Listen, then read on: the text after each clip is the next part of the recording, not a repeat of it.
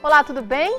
Começa agora mais um Vida e Saúde, é um prazer estar aí com você. Eu espero que você aproveite tudo que o Vida e Saúde tem para oferecer para você durante toda essa semana. Nós vamos conversar sobre sorriso, sobre o cuidado com a boca, com os dentes, com a saúde bucal. Esse é o assunto de toda essa semana e hoje especificamente a gente vai falar sobre cáries e placas. Você que acha que esse assunto não tem importância, que a saúde bucal é uma coisa secundária, precisa reformular aí as suas ideias, porque você vai descobrir no Vida e Saúde dessa semana que o cuidado com a boca pode refletir até mesmo no seu corpo todo. Vamos conversar também sobre problemas na tireoide, essa glândula tão importante, fundamental para o nosso corpo. E a receita de hoje é uma receita brasileirinha, canjica aqui no Vida e Saúde e bem saudável, mas no capricho, hein, Felipe? No capricho, 100% natural, a gente não vai usar leite de vaca de jeito nenhum, não vamos usar açúcar branco de jeito nenhum. A única coisa que está um pouquinho fora do nosso padrão aqui, que sempre leva a canjica, é a canela e o cravo. Para dar um aroma. Para dar um aroma. Tá, não conta os ingredientes não, que daqui a pouquinho você de casa confere junto comigo o passo a passo dessa receita. Agora eu recebo aqui a doutora Luciana Costa, tudo bem? Bem-vinda novamente ao Vida e Saúde. Faz tempo que você não aparece, né? Doutora Luciana Costa é dentista, ela já esteve aqui no Vida e Saúde e vai estar conosco durante toda essa semana conversando sobre diversos temas relacionados à saúde bucal. E hoje vamos direto ao assunto, o assunto é placas e cárie. Acho que primeiro de tudo a gente precisa descobrir o que é um e o que é outro, o que diferencia os dois, doutora. A cárie não acontece se não houver a placa, né? Então a placa, ela se forma como? Ela tem 3 fases. Primeiro é a película adquirida que é formada, que são micro-organismos que vão se depositando na superfície do dente e também elementos da saliva. Então forma uma película que é transparente, que é rica em micro-organismos. Na segunda fase, ele fica mais rico ainda em mais micro-organismos. Então existe um acúmulo maior e na terceira fase eles se formam de tal maneira que se adaptam ao meio ambiente, no caso da boca, né? Mas, em condições normais, se a pessoa tem uma imunidade normal, ela está bem de saúde, eles não causam danos. Se a pessoa tem uma boa salivação, se ela escova os dentes, porque quando a gente escova os dentes e usa fio dental, quando a gente faz a higiene, a gente acaba com a festa deles, né? A gente desorganiza toda essa placa. Mas se existe algum desequilíbrio, ou a pessoa não escova, não faz higiene, aí essa placa vai se solidificando, ela vai se transformando num tártaro, né? Que já é mais difícil de sair. E também, se a pessoa está com uma salivação deficiente, não existe já aquela proteção que a saliva dá, não existe autolimpeza, então acaba favorecendo também o acúmulo da placa. E aí vem a questão das doenças periodontais, né, que é a doença de gengiva, e também a questão da cárie, que nada mais é uma consequência desse desequilíbrio, né? Então, assim, a falta de escovação e outros problemas relacionados, por exemplo, como a produção de saliva, isso pode sim levar à formação de cárie. Isso. Tem muita gente que não tem nenhum cuidado ainda, que seja tão tratado, inclusive nas escolas. É feito um trabalho muito assim intenso por parte dos profissionais, por parte do governo. O flúor, né? Fluoretação. Do flúor. A placa, por exemplo, é um mal totalmente evitável. A gente consegue fazer o controle se tiver uma boa escovação? Teoricamente, sim, né? Tá. O que acontece é que na placa ácidos vão se formando. Então existe uma troca, né? À medida que acontece a formação dos ácidos, eles vão desmineralizando os dentes, a superfície do dente, a tal ponto que o dente começa a ter uma cavidade, né? Só que em condições normais, a saliva ela acaba protegendo e mineralizando, remineralizando novamente. Ou seja, o que a estrutura dos dentes perderam, a saliva e o flúor, que é muito importante nisso, eles vêm e repõem, não é? Certo. Qual é o papel do açúcar, então? A pergunta é uma pergunta bastante comum. Qual é o papel do açúcar, então, na formação das placas e da cárie? Isso. A placa é como se ela tivesse uma predileção pela sacarose. A sacarose, quando ela está presente na boca, existem alguns micro-organismos, principalmente o que forma o ácido que forma a cárie, se chama Streptococcus mutans. Então, ele usa a sacarose de uma maneira assim muito rápida e provocando através de reações químicas, provocando um ácido que vai provocar a cárie, não é? Ele forma o ácido, formando o ácido. Então, é como se o açúcar, na verdade, todos os açúcares têm esse potencial de formar cárie, mas a lactose, tudo isso pode também. Mas o tempo da sacarose parece que é mais rápido. É como se tivesse uma predileção pela sacarose. Então, gente, não tem idade, não tem hora, não tem sexo, não tem gênero. Você que tá mais doente, está de repente até no hospital, precisa cuidar assim da higiene bucal, bem como você que está em casa, que não está aparentemente tendo nenhum problema de saúde, também precisa cuidar da higiene bucal. Eu só queria terminar falando que você tocou no assunto do hospital, né? Hoje a gente tem essa noção de que é muito importante o dentista estar presente também na área hospitalar, justamente para prevenir as doenças, né? Porque o paciente muitas vezes já está num estado debilitado. Às vezes não, quem está lá é porque não está bem, né? Principalmente o TI, que as pessoas estão lá em estado extremamente debilitado. Se elas têm acúmulo de placa, elas podem piorar muito e muitas acabam morrendo por causa disso. Olha né? só. Então tá aí mais uma vez a importância.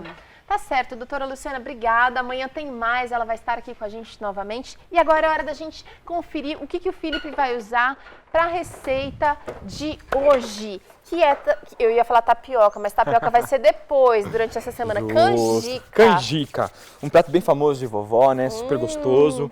Bom, eu tenho aqui o nosso milho de canjica cru mesmo, olha. Eu consigo ver que ele tá bem cru, durinho. Esse daqui eu deixo de molho. São 4 xícaras de molho. Tá. Vai ficar de um dia para o outro. Tá. De um dia para o outro ele vai ficar macio, não tanto quanto esse. Esse aí já foi cozido. Já foi cozido, não ficou só na água, né? Então depois de deixar de molho, eu coloco na panela e cozinho por 40 minutos. Cozinhou por 40 minutos, retiro só água, sem tempero nenhum, não preciso de tempero nenhum.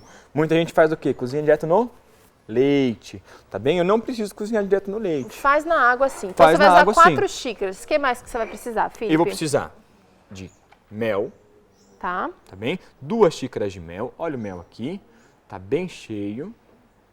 2 xícaras de mel. Vou usar 2 xícaras de leite de soja em pó. Certo. 2 xícaras de leite de soja em pó. Vou usar 1 xícara de amendoim torrado e salgado. Vou usar canela quanto baste, ou a gosto. Vou usar 1 xícara de coco fresco ralado. Delícia! Vou usar 1 xícara de leite de coco. E vou usar também canela e cravo, só um pouquinho, só para aromatizar e mais nada. Não tem como dar errado essa receita, né, Felipe? Bem simples, bem fácil. Tá bom. Daqui a pouquinho você acompanha aqui junto comigo o passo a passo dessa receita que o Felipe trouxe pra gente, que é canjica. Porque agora é hora de bem com a balança e nós estamos recebendo aqui a endocrinologista, a doutora Luciana Pagliari Brandão. Tudo bem, doutora? Tudo bem. Prazer, seja muito bem-vinda ao Vida e Saúde. Obrigada. E o assunto de hoje interessa bastante gente, porque todo mundo fica preocupado com a tireoide. Se está funcionando bem, se não está. Mas antes de qualquer coisa, eu gostaria de saber qual a importância dessa glândula para a gente. A tireoide, ela é uma glândula tão importante que a partir da 11ª semana de gestação, o bebezinho já começa a produzir os seus hormônios. A tireoide, ela produz hormônios que eu diria assim, é o hormônio que age do fio de cabelo até a ponta dos dedos do pé. Interfere em praticamente todos os órgãos do corpo. Então, interfere no desempenho do coração, interfere no controle de temperatura corporal, interfere no metabolismo, o quanto que você usa de energia para você viver, interfere na sua pele, no cabelo, no humor, na parte psíquica, interfere no crescimento do cabelo, no crescimento dos pelos, na mulher principalmente interfere na fertilidade, no ciclo menstrual, no homem interfere na potência sexual, ou seja, os hormônios da tireoide, os sintomas relacionados a problemas de tireoide são tão variados porque os hormônios da tireoide eles agem completamente no organismo todo, Agora, doutora, eu quero saber o seguinte, no caso do hipertireoidismo e do hipotireoidismo, o que acontece? A tireoide, ela pode funcionar demais, que é o hipertireoidismo, e ela pode funcionar de menos, que é o hipotireoidismo. Ficar mais preguiçosa. Isso. Hipotireoidismo, então. A tireoide, ela fica preguiçosa, são N causas, né? A gente vai falar a sintomatologia, mas são diversas causas para o hipotireoidismo. Então, a pessoa, ela fica mais sonolenta, ela tem a sensação de perda de energia, ela não tem aquela vitalidade que ela tinha, ela pode se sentir inchada, a pele pode ficar ressecada, as unhas podem ficar quebradiças, o cabelo pode cair. Nas mulheres ocorre muito irregularidade menstrual, ou às vezes o fluxo menstrual aumenta muito. Nos homens pode acontecer problemas de impotência, cabelo cai, a massa muscular diminui, ocorre acúmulo de gordura. Quanta mudança! O intestino, afeta demais o intestino. Seria uma lista enorme para a gente falar de sintomas. Esses que eu falei são os mais comuns que a gente vê. Uma outra forma de apresentação do hipotireoidismo é, às vezes o paciente está tratando de algum problema de saúde que estava indo bem, controladinho e de repente descontrola esse problema de saúde. A grande maioria dos médicos pede o exame de tireoide como rotina, porque sabe que a tireoide pode influenciar demais outras doenças também. Sim. No caso do hipertireoidismo, que é quando a tireoide ela está acelerada, a gente tem o espectro oposto. Então é um paciente que ele fica muito agitado, muito irritado. Interfere no sono também, doutora? Insônia.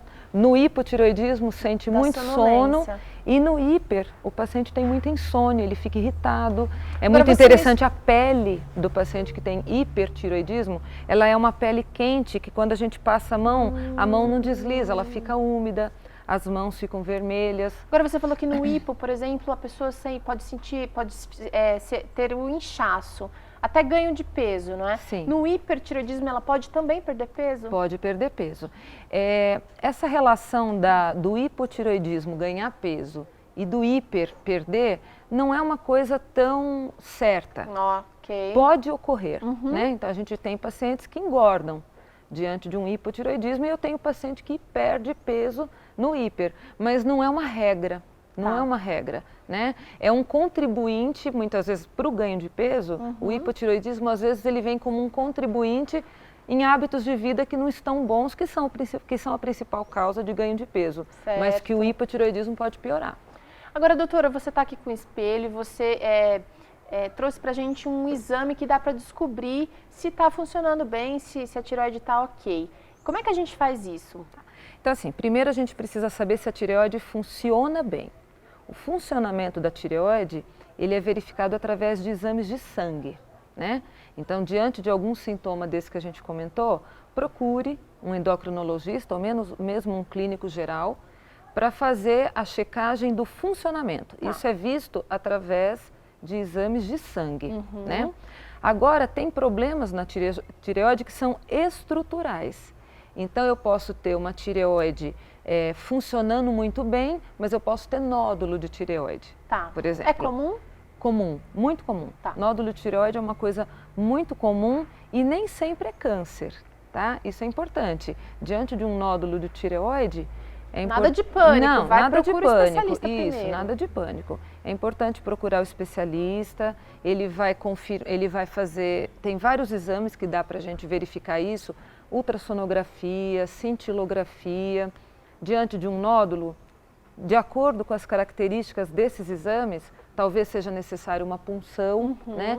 Que também é um exame indolor, uma coisa que não precisa de anestesia, resultado tranquilo de sair, é rápido, mas é importante determinar o que está ali. Isso, o que está ali, se é maligno, se é benigno, e existe um autoexame que a pessoa pode fazer. Então, né? esse autoexame, só para esclarecer, eu disse aqui uma coisa que não é verdade. Eu disse que era um exame para ver se a tireoide estava funcionando. Não é isso. Não. Esse autoexame é só para verificar se não tem nenhum nódulo, se existe tá tudo... alguma alteração anatômica da tireoide. Certo. O funcionamento a gente Exame vê de pelo sangue. exame de sangue. Tá Isso. certo. Como é que a gente É muito faz? simples, é muito simples. Você só precisa de um espelho, você pode fazer. Vamos fazer. Você só precisa de um espelho com cabo e localizar primeiro aqui, a gente chama de pomo de Adão, que é essa saliência que a gente tem no pescoço. O gogó. gogó. Para os homens é mais fácil isso. Tá, Isso. achei. Localize o seu pomo de Adão. Uhum. A tireoide, ela fica abaixo do pomo de Adão, nessa região. Faz aí em casa, você tenta localizar pelo menos, depois se você pega um espelho e tenta fazer. Tá, eu acho que tá aqui. E aí você pega o espelho e tente focalizar isso. Tá aqui, Focalizou? tô vendo. Agora você vai pegar um copo de água Vou fazer assim com a de lado outra para mão. você conseguir me Isso, ver pega de um copo casa. de água com a outra mão e vai tomar um gole de água e verificar a tireoide subir e descer. Esse movimento que ela faz Vamos de novo. facilita você verificar se tem alguma diferença. Tá? Não confunda a subida e a descida do pomo de Adão com alguma alteração. Tá, porque é bem... Né? Então é importante localizar. E uma vez por mês, quando for fazer o autoexame de mama, por exemplo, já aproveita e faz o da tireoide o exame também. da tireoide. Boa dica, doutora. Eu vou fazer mais uma vez para você pegar aí de casa, ver bem direitinho. Olha, a minha marca aqui, eu fiz aqui, eu tenho uma pequena já marquinha aqui no meu pescoço, já dá para ver que a minha tireoide está logo abaixo aqui, mais para baixo um pouquinho. Então tem que fazer um movimento de subir e descer, é isso? Isso, olhando no espelho. Isso. Se você verificar nesse exame alguma saliência, percebeu que tem alguma coisa diferente, procure um especialista que vai fazer a palpação, que tem esse treinamento para isso, vai saber. solicitar exames complementares para saber se tem alguma coisa que precisa ser investigada. Tá certo, doutora, Ok? muitíssimo obrigada. Eu espero De você nada. mais vezes aqui no Vida e Saúde, Prazer viu? participar. Nós vamos para um rápido intervalo. Na volta, você confere aqui receita bem brasileira, canjica aqui no Vida e Saúde. Em um minutinho a gente já volta.